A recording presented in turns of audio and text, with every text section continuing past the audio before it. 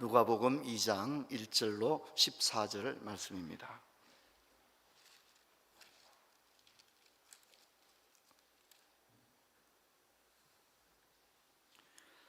누가복음 2장 1절로 14절 말씀 제가 읽겠습니다. 그때 가이사 아구스토가 영을 내려 천하로 다 호적하라 하였으니 이 호적은 구레노가 수리아 총독되었을 때에 처음 한 것이라. 모든 사람이 호적하러 각각 고향으로 돌아가며 요셉도 다윗집 족속이므로 갈릴리 나사렛 동네에서 유대를 향하여 베들레헴이라 하는 다윗의 동네로 그 약혼한 마리아와 함께 호적하러 올라가니라. 마리아가 이미 잉태하였더라. 거기 있을 그때에 해산할 날이 차서 첫 아기를 낳아 강보로 쌓여 구유에 뉘었으니 이는 여관에 있을 곳이 없음이르라. 그 지역의 목자들이 밤에 밖에서 자기 양떼를 지키더니 주의 사자가 곁에 서고 주의 영광이 그를 두루 비추매 크게 무서워하는지라. 천사가 이르되 무서워하지 말라. 보라, 내가 온 백성에게 미칠 큰 기쁨의 좋은 소식을 너희에게 전하노라. 오늘 다윗의 동네에 너희를 위하여 구주가 나셨으니 곧 그리스도 주시니라. 너희가 가서 강보에 쌓여 구유에 뉘어 있는 아기를 보리니 이것이 너희에게 표적이니라 하더니 호련히 수많은 천군이 그 천사와 함께 하나님을 찬송하여 이르되 지극히 높은 곳에서는 하나님께 영광이요 땅에서는 하나님이 기뻐하신 사람들 중에 평화로다 하니라. 아멘. 성도 여러분 반갑습니다. 이제 크리스마스 시즌인데요, 다음 주면 벌써 성탄절이 우리 앞에 와 있습니다. 여러분은 크리스마스 성탄절 하면 어떤 생각, 어떤 느낌이 드십니까? 아마 우리 모두에게는 저마다의 성탄절과 관련된 추억거리, 그리고 저마다의 성탄절에 대한 느낌이 있을 거다, 그렇게 생각합니다. 이 코로나가 아니어도 지난 5년, 10년 어간을 생각하면 한국에서 크리스마스 문화는 참 많이 바뀐 것 같아요. 예전에는 이렇게 거리마다 캐롤이 이렇게 울려 퍼지면 야, 성탄절이 이제 시작되었구나, 마음들이 이렇게 벌써 들뜨기 시작하죠.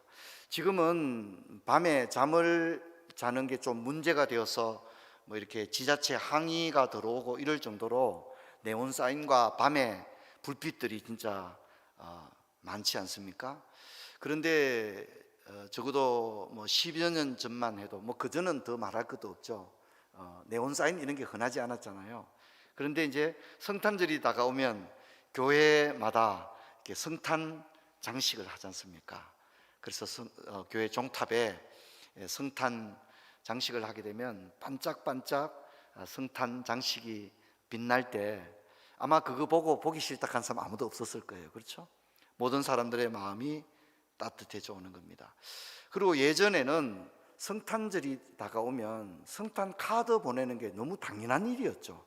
그렇지 않습니까? 뭐 성탄 카드 안 보내면 왜 안 보냈냐? 지금 뭐 성탄 카드 왜 안 보냈냐 하는 사람 없을 거예요. 그렇죠? 그러니까 불과 얼마 되지 않은 시기 동안에 우리 살아가는 형편들이 참 많이 바뀌었다, 그렇게 느껴집니다. 여러분 어떻습니까? 저는 요즘 그런 생각을 해봅니다. 우리들은 너무 소중한 것들은 너무 쉽게 잃어버리는 것 같아요. 그리고 잃어버린지도 모르는 거예요. 문득 뒤돌아보니까 그 소중한 것들이 이제 우리에게는 없는 거죠.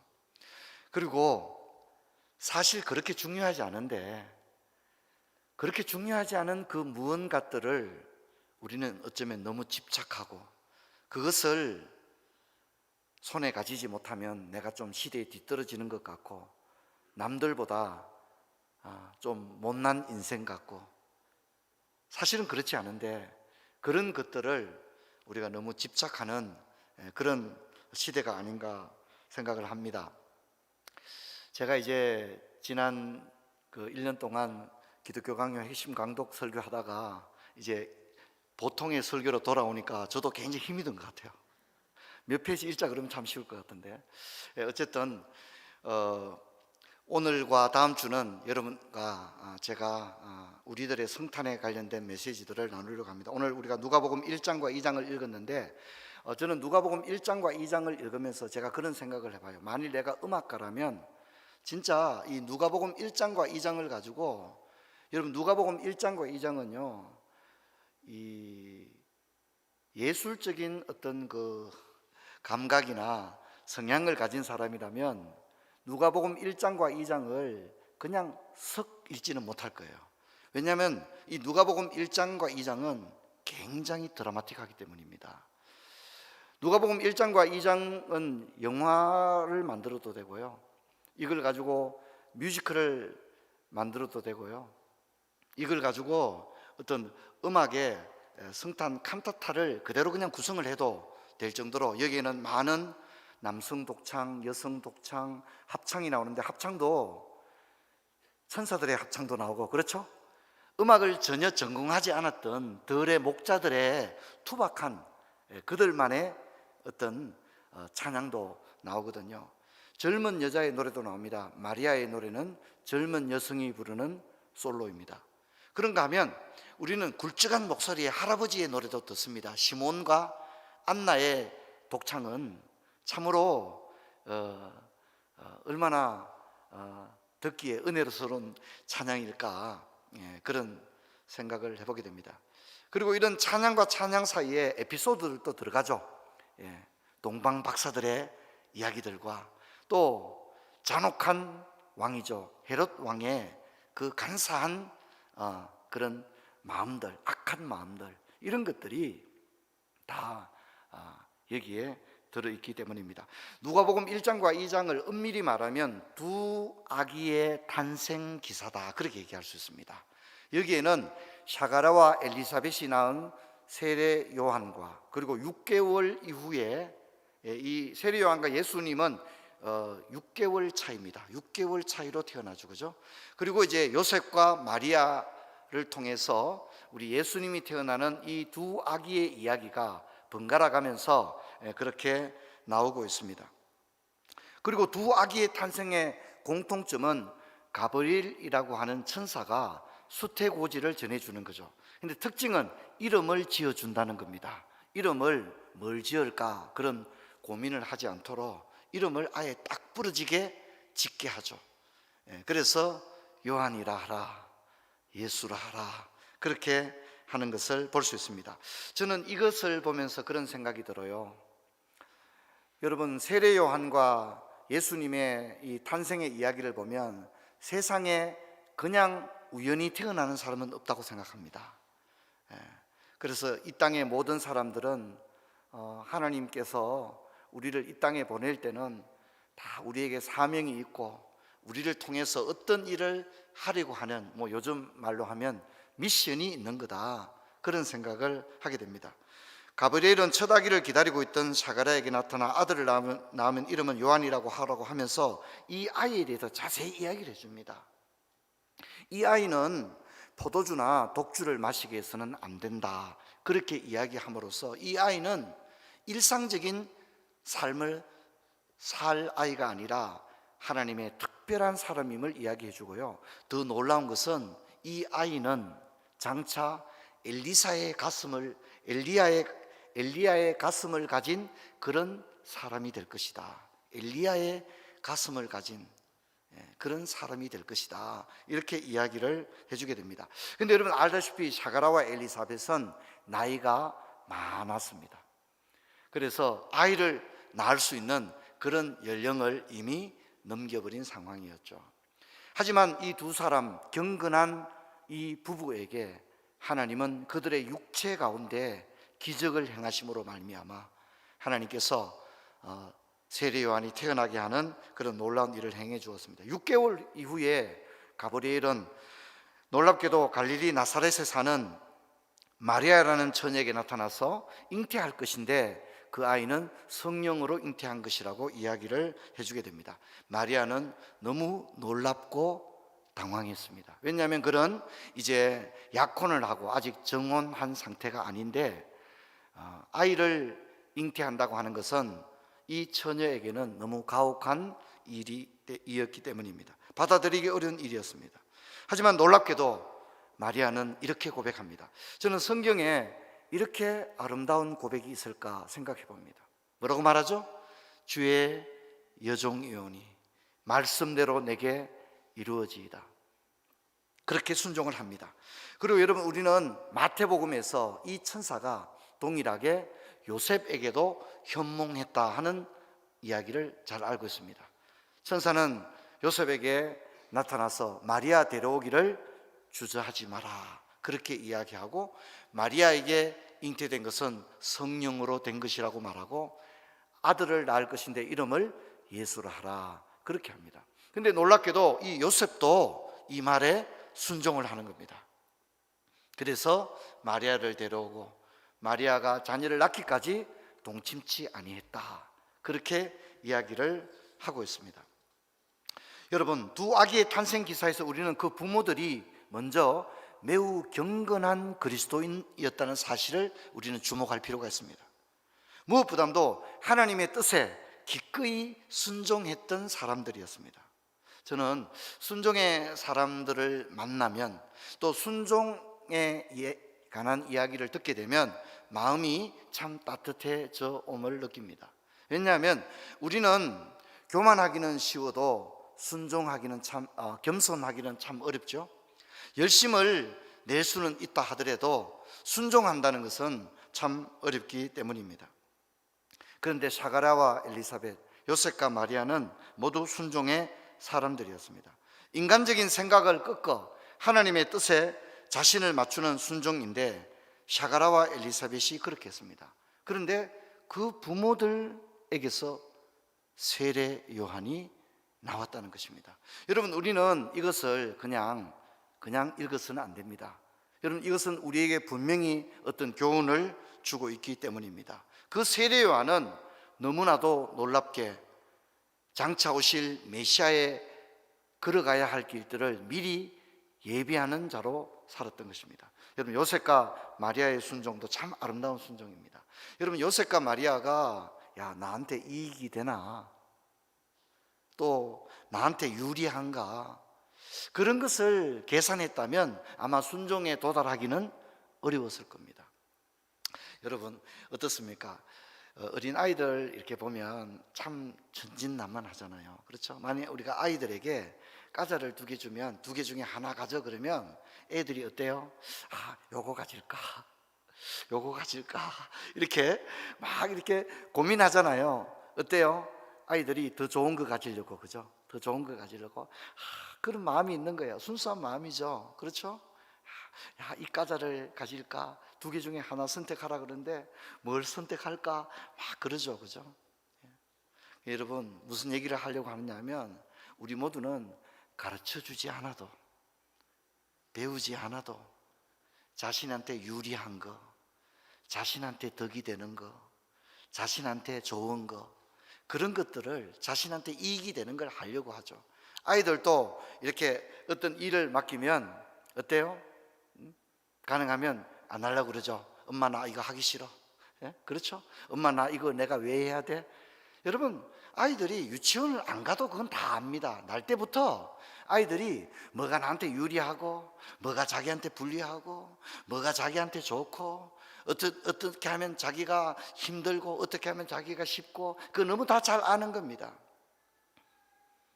아이들이 그런데 하물며 우리들은 어떻겠어요? 우리는 사회화되고 학습을 겪었잖아요. 그렇기 때문에 우리는 진짜 동물적인 감각으로 뭐가 나한테 이익이 되고 뭐가 나한테 불리한지를 다 아는 사람들인 겁니다. 눈빛만 봐도 벌써 아는 거죠. 눈빛만 봐도 벌써 아는 거죠. 요즘은요, 세상이 얼마나 무서운지 그 백화점에 있는 CCTV들이 사람들의 동선들을 다 파악을 해서 데이터를 제공해 준다고 하죠. 그죠? 그래서 백화점에 들어오는 사람들 중에 누가 실제로 돈을 구매하고 누구는 아이쇼핑하고 가는지를 완전히 오래된 그 CCTV를 통해서 추적을 하게 되면, 주로 주 고객층 중에 이렇게 아이쇼핑 좋아하기 위해서 백화점 온 사람과 실제로 구매하기 위해서 온 사람이 누군지를 거의 파악을 할 수 있다고 합니다. 그리고 어떤 음악을 들었을 때 매출이 더 높고 어떤 음악을 들었을 때 매출이 별로 안 좋은지, 이런 것까지도 거의 다 밝혀낸다고 하죠.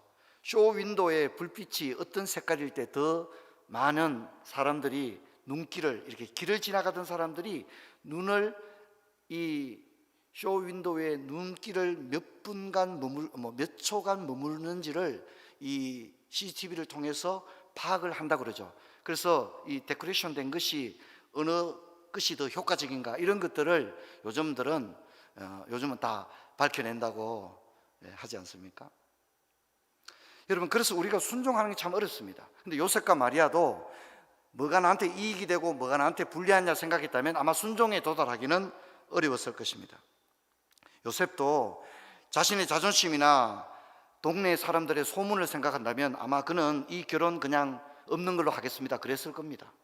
마리아는 더더욱 그렇지 않겠습니까? 자신의 앞날을 생각한다면 결혼하지 않는 처녀가 출산을 한다고 하는 것은 요즘도 쉽지 않은 일인데 당신은 얼마나 참으로 생각하기 어려운 일이었겠습니까? 하지만 요셉과 마리아의 순종은 자신들이 그 모든 생각을 내려놓고 하나님의 뜻에 온전히 순종했을 때만이 가능한 그런 순종이었습니다. 그런데 여러분, 이런 요셉과 이런 마리아의 순종은요, 놀랍게도 예수님에게서 그대로 또다시 나타나는 것을 볼 수 있습니다.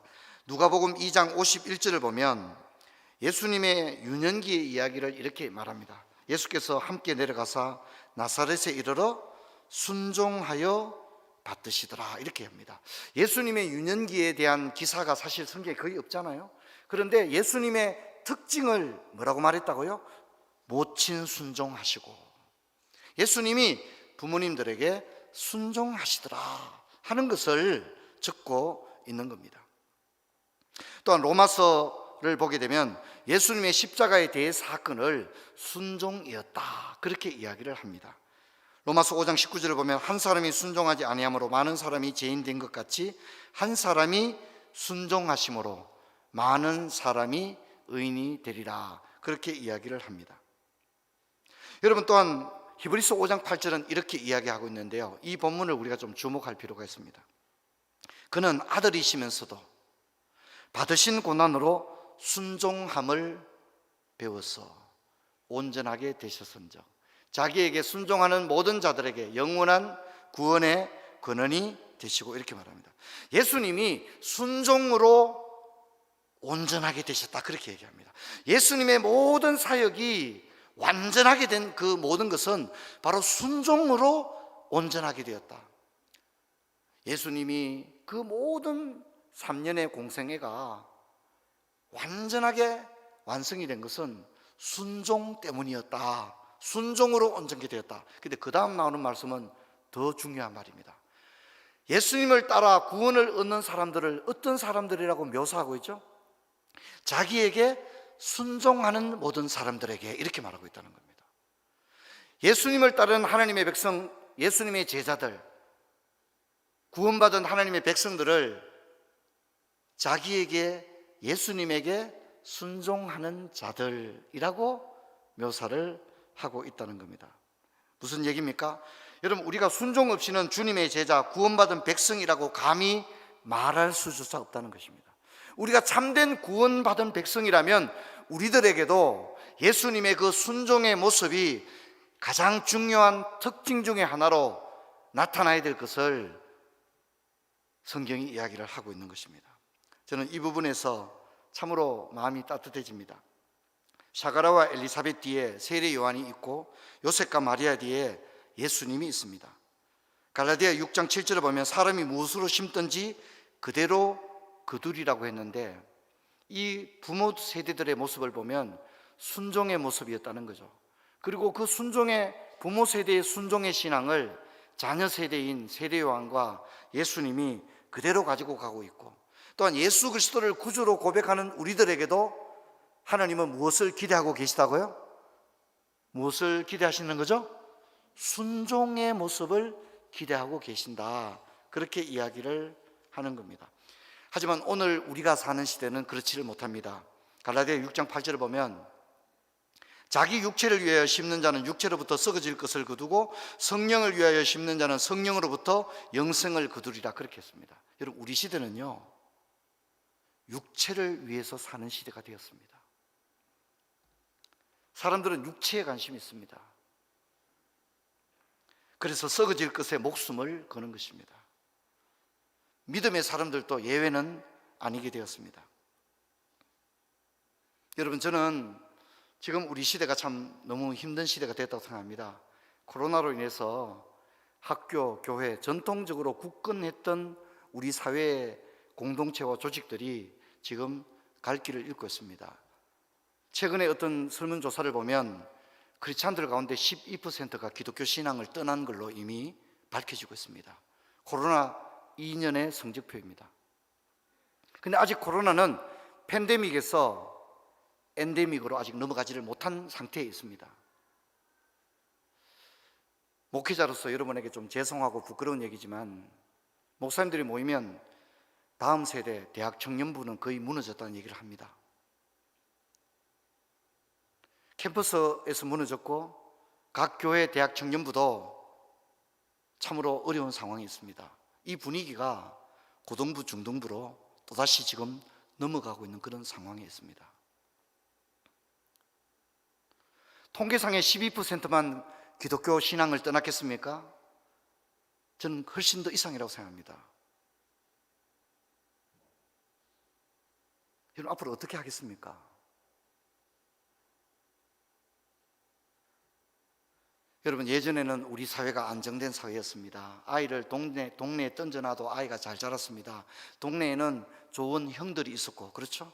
좋은 언니들이 있었습니다. 좋은 선생님들이 있었고요. 또 아이를 다 내 자식처럼 생각했습니다, 우리는. 그러나 지금 우리 시대는 그렇지 않습니다. 어떤 부모도 아이를 세상에 그냥 던져 놓을 수 없다는 걸 잘 알고 있을 겁니다. 교회도 예전에는 중등부, 고등부 보내놓고 대학 청년부 보내놓으면 사실 걱정 그렇게 안 해도 됐습니다. 눈물 흘리며 기도하는 선생님들이 있었고, 또 교회 안에 신앙 공동체, 선후배들 신앙 공동체가 워낙 뛰어났기 때문에 교회에서 참 다 잘 자랐습니다. 그렇게 자란 것이 지금 예배드리고 있는 우리들이 다 그렇게 자랐습니다. 그런데 지금 세상은 그렇지를 못합니다.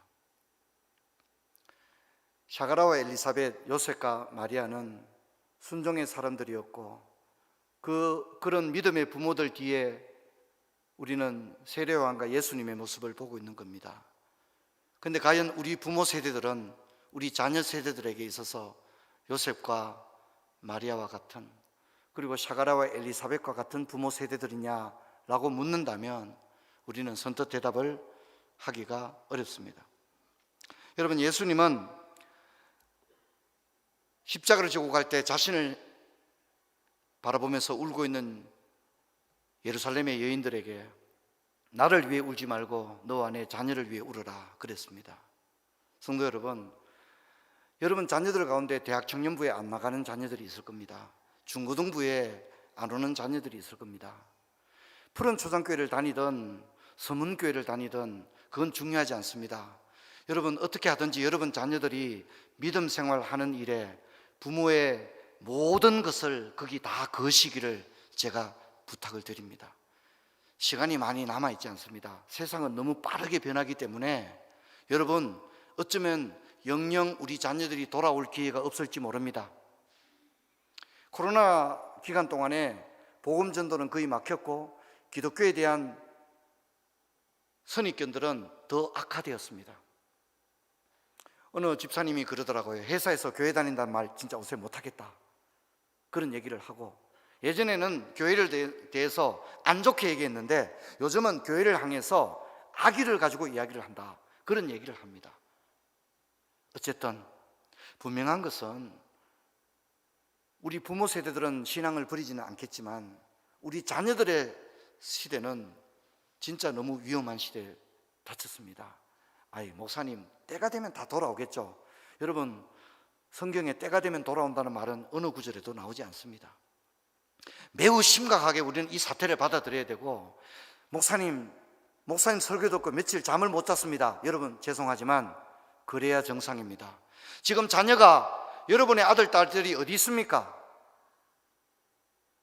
하나님께서 너의 아들이 어디 있느냐, 너의 딸이 어디 있느냐, 어디서 뭘 하느냐 물은다면 여러분 어떻게 대답하겠습니까? 내가 믿고 맡긴 그 자녀들 너는 어떻게 길렀느냐 라고 하면 어떻게 대답하겠습니까? 여러분, 자녀 교육이 뜻대로 되지 않기 때문에 더 두려운 것입니다.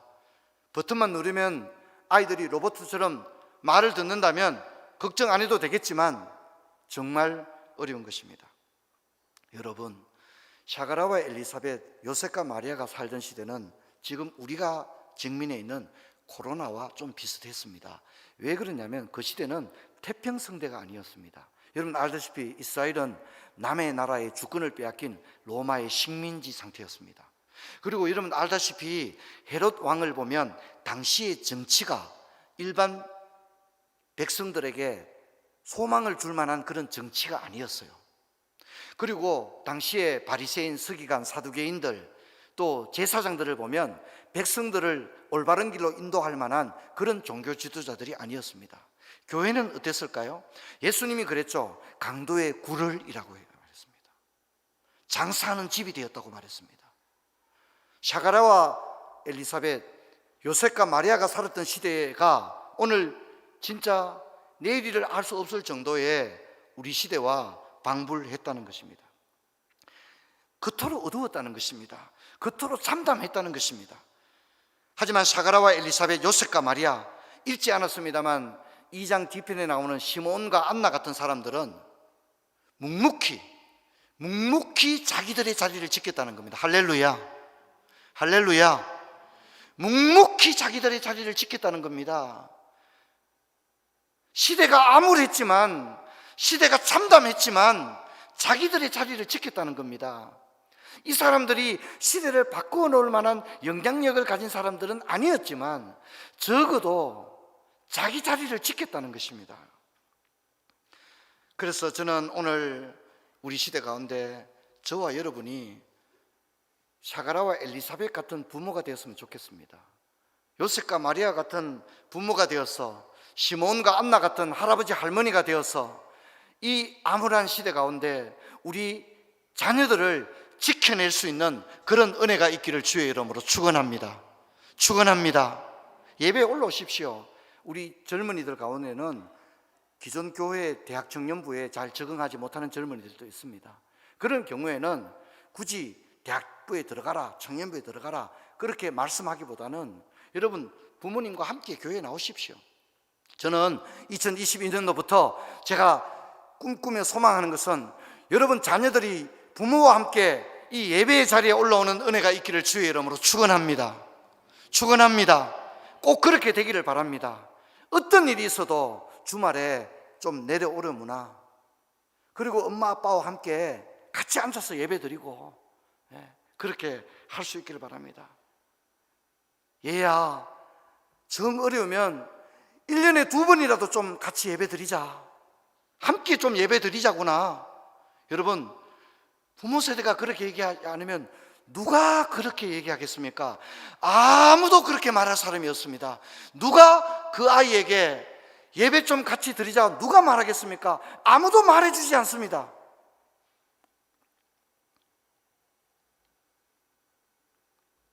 여러분 누가복음 2장을 보면 가이사 아구스토가 영을 내려 다 호적하라 합니다. 그런데 마리아는 이미 잉태했고 그리고 어떻습니까?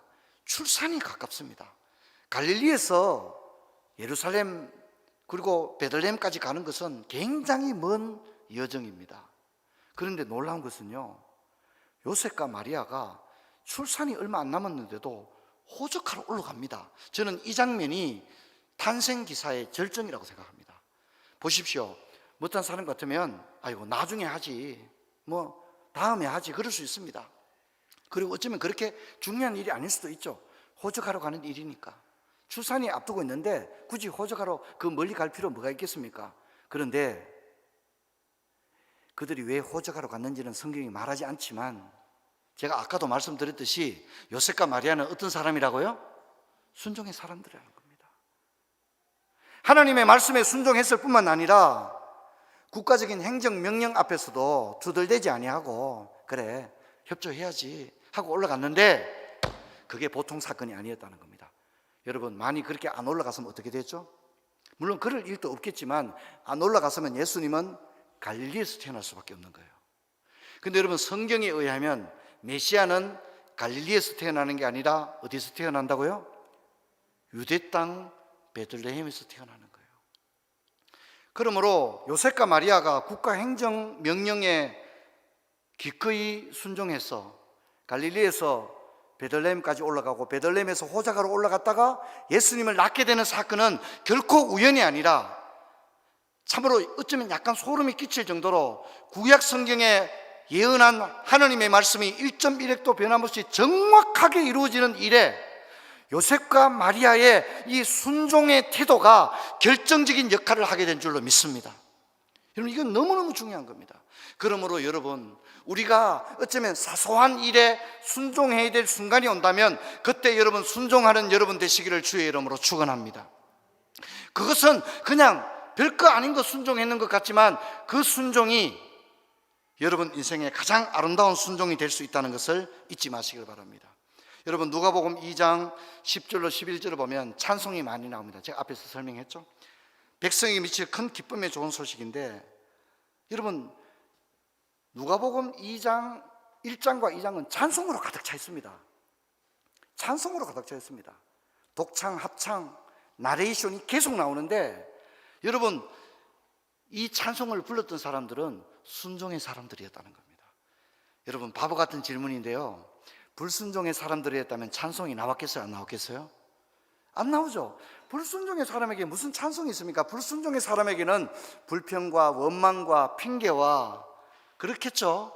자기 합리화만 남아있지 않겠습니까? 하지만 순종의 사람들에게는 찬송이 넘쳐났다는 겁니다.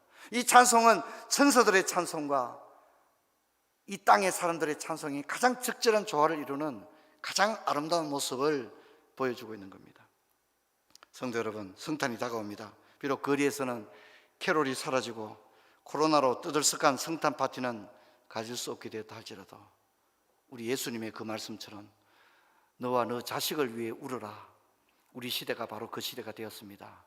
2022년도에는 나를 가꾸자, 가정을 일으키자, 교회를 세우자, 이 구호와 함께 다른 목표 여러분 삼지 마시고 자녀들과 함께 교회에 올라와 예배드리고 믿지 않는 남편, 아내와 함께 교회에 와서 예배드리고 주일 오후에는 온 가족이 함께 가정 예배 드리는 것, 그것을 여러분의 가장 중요한 목표로 삼고 1년을 잘 달려가는 그런 은혜가 우리 모두에게 있기를 주의 이름으로 축원합니다. 자리에서 일어나시겠습니다. 하나님 감사합니다. 성탄을 앞두고 오늘 누가복음 2장의 말씀을 읽었습니다. 코로나로 인해서 모든 것이 무너지는 시대입니다. 2022년도를 바라보면서 우리 자녀들과 우리의 신앙을 기초에서부터 다시 세우는 저희들 되게 하여 주옵소서. 주 예수 그리스도 이름으로 기도하옵니다.